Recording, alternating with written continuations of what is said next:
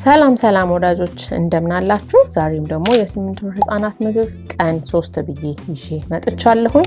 ለዚህ ቤት አዲስ የሆናችሁ ሰዎች ሰብስክራይብ በማድረግ ተቀላቀሉ። ስራዎቹን ደግሞ ከወደዳችኋቸው ላይክ፣ ኮሜንት፣ ሼር ማድረግ እንዳትረሱ። የ6 ወርና የ7 ወር ህፃናት ምግብ ሙሉ ሰርቼ በፕሌሊስት ውስጥ አስቀምጬዋለሁኝ። ማየት የምትፈልጉ ሰዎች ካላችሁ ፕሌሊስት ላይ ገብታችሁ ታገኙታላችሁ። የመጀመሪያው ምግብ ካሮት፣ አፕል እና በጤፍ ዱቄት የሚሰራ ገንፎ ነው።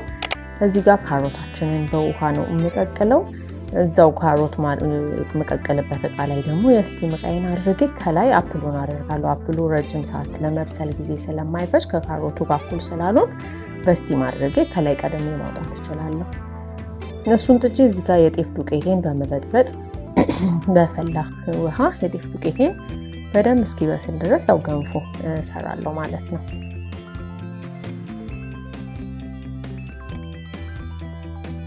እንደነገርኳችሁ ፕሌሊስት ላይ ስላለ አንድ ቁጥር 2 እያላችሁ እየፈለጋችሁ ከማየት ፕሌሊስት ላይ በቅደም ተከተል ስላለ የ6 ወር ልጅ ምግብ የምትፈልጉ ልጆች የ7 ወር ማየት ስለማይጠበቅባችሁ የ6 ወርን ፕሌሊስት ላይ፣ የ7 ወር ማየት የምትፈልጉ እንደዛው ፕሌሊስት ላይ፣ የ8 ወርም እንደዛ አለ። እኔ በቅደም ተከተል ነው እየሰራ ያለሁት።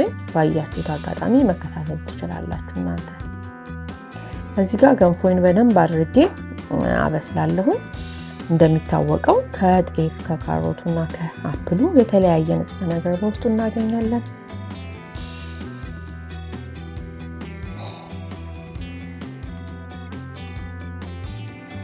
እዚህ ጋር አፕላችንንና ካሮታችንን በሹካ በደንብ አድርገን ድርቅ አድርገን በሹካ እንጨፈልቀዋለን። ከላይ ካሉት ግብአቶች የምናገኘው አይረን፣ ቫይታሚን ኤ፣ ቫይታሚን ሲ የመሳሰሉትን ንጥረ ነገሮች እናገኛለን። የምሰራቸው ምግቦች ላይ ከቁርስ እስከ እራት ያሉት ምግቦች ውስጥ በቀን አንድ ሰው ወይ ደግሞ አንድ ህፃን ልጅ ሊያገኛቸው የሚገባቸው ንጥረ ነገሮች ሙሉ ለሙሉ ያሟላ ነው። በሶስቱ ምግብ ውስጥ በቀን ሊያገኛቸው የሚገቡትን ነገሮች የተሟላ አድርጌ ነው እየሰራሁኝ ያለሁት። እንደሚጠቅማችሁ ተስፋ አደርጋለሁ።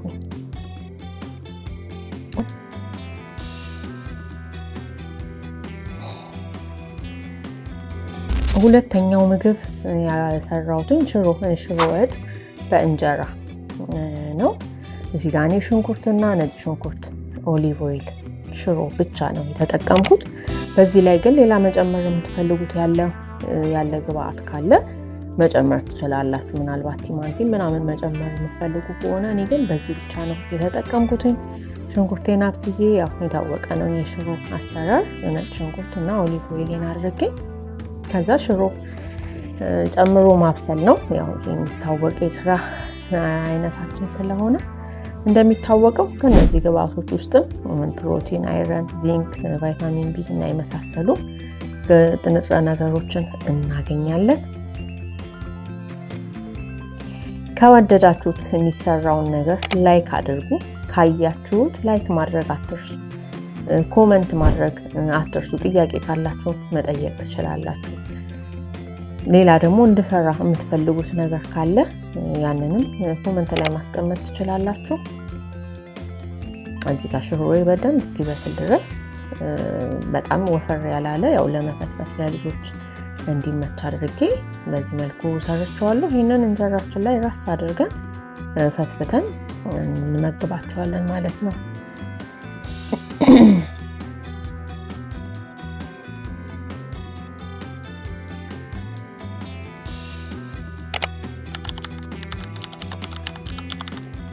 ባለፈው የአንድ ቀን ምግብ ላይ ቁርስ ላይ እንጀራ በወተት ሰርቼ ነበርና አንዳንድ ጊዜ ማለት ነው አንዳንድ ኮሜንቶች ያስቃሉ። ስለሚያስቁ ነው እንትን የምለውና ይህንንም አላራሰሽ ቢዩ ምናምን አለችኝ አንድ እህቴና አመሰግናለሁ። አጋጣሚ እኔም ስሰራው ልጆች ተኝተው ስለነበር ቪዲዮ ስሰራ ራሴ ነኝ የበላሁትና ታይቷታል ማለት ነው።